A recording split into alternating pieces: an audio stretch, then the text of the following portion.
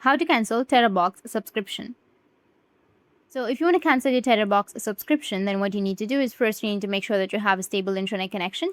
After that, you need to make sure that you've updated your TeraBox application. Once done, you need to search for TeraBox and then launch it. Once launched, make sure that you're signed in. Further, you need to tap on your profile icon or just simply go with the upper left, which has that 3 horizontal lines.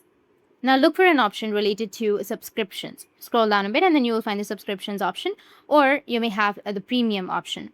Now, in order to cancel these subscriptions, you will have a premium or a subscription option. You just need to simply click on it, and then you will find an option of cancel subscription or unsubscribe button. In my case, I don't have a subscription yet, but if you have your subscription, just simply tap on your subscription or your TeraBox premium and then tap on cancel subscription. After that, you should receive a notification or a confirmation email that your subscription has been cancelled. That's it. If you found this video helpful, hit the subscribe button and thanks for watching.